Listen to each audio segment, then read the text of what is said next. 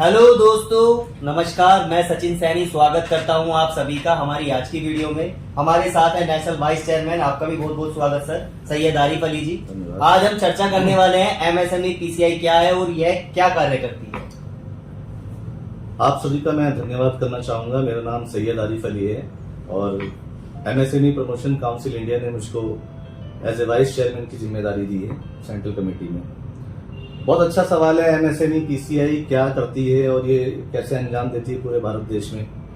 दरअसल MSME ministry जो है वो नए रोजगार के लिए हमारे जितने भी भाई बंधु हैं, हमारे देश के नए स्टार्टअप खोलने वाले लोग हैं या कृषि से अनुमोदित लोग हैं, इनके लिए लोन की ऋण की व्यवस्था कराती है। इनके स्वावलंबन को समझते हुए इनके जिस भी दिशा में इनको जो भी ट्रेनिंग्स होती हैं उसको ही आगे बढ़ाने के लिए इसमें लोन का प्रोवाइड करती है। लेकिन परेशानी क्या आती है कि सबसे पहले कि हम जिस तरीके से देखते हैं कि बैंक्स जो हैं हमें जाने से मना कर देते हैं, जाने पे कई सारी ऐसी चीजों को मांग लेते हैं जो कि हमको पता नहीं होता है। ठीक है, तो उसके लिए एमएसएमई पीसीआई जो है उन लोगों को अवेयर करती है कि आपको किस कैटेगरी के अंतर्गत लोन लेना चाहिए और किस तरीके से इसकी पेपर वर्किंग करनी है, कैसे कैसे आपको इसको अप्लाई करना है, कैसे फॉलोअप करना है और कैसे इसको ऋण को लेना है। जी आरिफ जी, आपसे अगला सवाल ये है कि पशुपालन को लेकर प्रधानमंत्री जी ने काफी योजनाएं निकाली हुई है, उनको हम किस प्रकार प्राप्त कर सकते हैं और उसका रोजगार को बढ़ाने के लिए उसका फायदा ले सकते हैं। सचिन जी, उसमें एक बड़ा अच्छा सिस्टम है कि हर जिले में, हर नगर पालिका में सरकार ने कृषि विज्ञान संस्थान के नाम से एक संस्था वो बना रखी है, अपनी एक एजेंसी बना रखी है, कृषि विज्ञान संस्थान। आप उसमें जाकर के प्रॉपर ट्रेनिंग ले सकते हैं। आपको ट्रेनिंग के साथ उसमें 500 रुपये पर डे मिलता भी है सरकार की तरफ से भत्ता, और 7 दिन से 15 दिन की ट्रेनिंग होती है। अलग अलग सेक्शन में अलग अलग तरीके की ट्रेनिंग है, जैसे कि कृषि फिशरीज में आपको 15 डेज की मिलेगी, बकरी पालन में आपको 7 दिन की मिलेगी और आपको मुर्गी पालन में आपको 5 दिन की मिलेगी। तो उसमें आपको एक तो ये ट्रेनिंग लेनी है, उसके बाद में आपको एक सर्टिफिकेट दिया जाता है जिसके साथ आप अपने मूलभूत पेपर लगा करके लोन को ले सकते हैं। जी, अगला सवाल आरिफ सर आपसे ये है, एमएसएमई का भारत के उत्थान में क्या योगदान है। बहुत बड़ा योगदान है। आप ये समझें कि 95 लाख करोड़ की जो हमारी जीडीपी है जी, उसमें अकेले 30% का योगदान हमारी एमएसएमई का है। जितने भी छोटे सकल घरेलू उत्पाद हैं उनसे लेकर के बड़ी बड़ी इंडस्ट्री तक जो हमारी एमएसएमई के अंतर्गत आती हैं, लाखों करोड़ों प्रोडक्ट बनते हैं जिससे कि हमारी भी आजीविका पूरी होती है, हमारी ज़रूरतें पूरी होती हैं और जिससे कि हमारा एक्सपोर्ट लेवल बढ़ता है, बाहर की करेंसी आती है। इसी तरीके से जीडीपी हमारी जो है आगे बढ़ती है। 30% का अकेले योगदान हमारे एमएसएमई मिनिस्ट्री की तरफ से बहुत बड़ा उपलब्ध है। एमएसएमई के अंतर्गत कौन कौन से रोजगार आते हैं सर। लगभग मान के चलें कि जितने भी हमारे देश में रोजगार हैं उसका करीब 75% जो है अकेले एमएसएमई के अंतर्गत आती है। जो कैपिंग है एमएसएमई की 250 करोड़ तक की, उसके अंतर्गत आती है। आपका चाहे देखिए, इसके बगैर तो जीना ही मुश्किल हो जाएगा। आपके चाहे मोबाइल बनाने की कंपनीज हैं जो छोटी प्रोडक्ट्स बनाती हैं, चिप्स बनाती हैं, आपके जितने भी ये एफएमसीजी के फास्ट मूविंग कंज्यूमर गुड्स के जो प्रोडक्ट्स हैं, चाहे वो पैकेज फूड्स हैं, चाहे वो डेयरी प्रोडक्ट हैं, चाहे वो सर्जिकल प्रोडक्ट हैं, चाहे वो आपके चमड़े के उद्योग के हैं, चाहे स्टेशनरी प्रोडक्ट हैं, बहुत सारे। मैं कहता हूँ कि लगभग 75% जो इंडिया में हमारे हम जो यूज करते हैं चीजें, वो लगभग सब एमएसएमई के अंतर्गत आती है।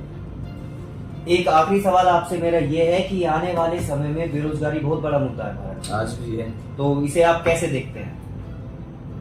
हाँ, ये बहुत अच्छा मुद्दा सवाल पूछा आपने। ये दरअसल क्या है कि एमएसएमई मिनिस्ट्री जो है वो एक तरीके से परिपक्व मैच्योर एक मिनिस्ट्री है। सरकार के बहुत सारे कारिंदे अधिकारी हैं जो कि इसमें जुड़े हुए हैं पूरे भारतवर्ष में।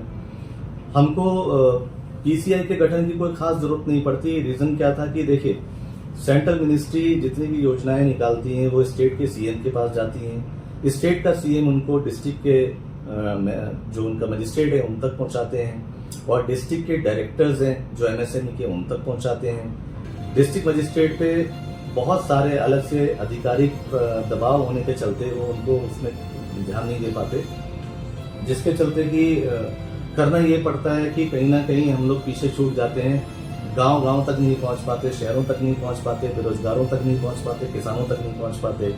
इसके लिए क्या करना पड़ा कि पीसीआई ने सेम उसी तरीके के दल का गठन किया, सेंट्रल कमेटी बनाई। सेंट्रल कमेटी में जितनी भी हम लोग योजनाएं हैं भारत सरकार की, चाहे पीएमजीपी हो चाहे पीएमजीएम हो, उसके अंतर्गत हम लोग काम करते हैं।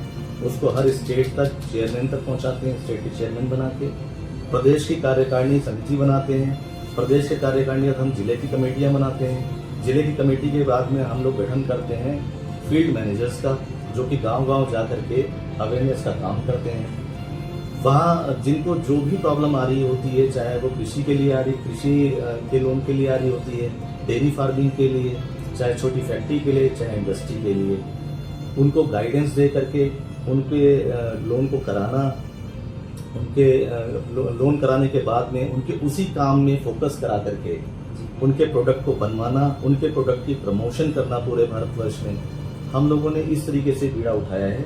जो आपने सवाल पूछा, इसमें मैं अंत में एक चीज और जोड़ना चाहूंगा। बेरोजगारी, देखिए दोस्तों, बेरोजगारी क्या है? बेरोजगारी को पहले समझना पड़ेगा। हम जिस देश में रहते हैं, हम लोग हस्तकला वाले देश में रहते हैं। हर आदमी लगभग यहाँ पे जो है हाथ के कामों में माहिर है। लेकिन अगर कोई इंसान अगर काम ना करना चाहे तो उसको, मतलब आप इस तरीके से भी समझ सकते हैं। मैं जो कहना चाहता हूँ कि उद्यमेन ही सिद्धंति कार्याणि न मनोरथे, नहीं सुप्तस्य सिंहस्य प्रवेशंति मुखे मृदा।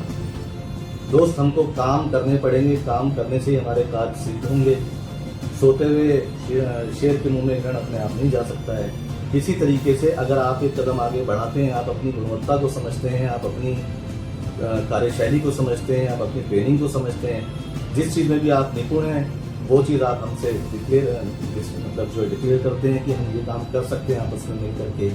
हम उसी तरीके से आपके कागज जो हैं, आपके पेपर जो हैं बैंकों तक पहुंचाते हैं। बैंकों के द्वारा आपकी ट्रेनिंग कराते हैं, ट्रेनिंग के बाद में लोन कराते हैं, लोन के बाद में आपका जो भी उद्देश्य होता है, फैक्ट्री का है, चाहे पशुपालन का है, किसी भी चीज़ का है, उस उद्देश्य में पूरे साथ लग के मेहनत करते हैं और आपके काम की पूरे भारतवर्ष में प्रमोशन करते हैं। अब अगर एक ही जगह पे, यानी कि आपको अपनी जगह पर रहते हुए ये काम करने को मिलता है, तो आपकी बेरोजगारी भी मिटती है और आपके जरिए कुछ लोग काम पे भी लग जाते हैं। और सबसे बड़ी बात कि आपको काम के लिए कहीं पे पलायन नहीं करना पड़ता है। सबसे अच्छी बात ये कि आप जहाँ हैं, जिस राज्य में, उसी को ही रेवेन्यू जनरेट करके देने लग जाते हैं। जी।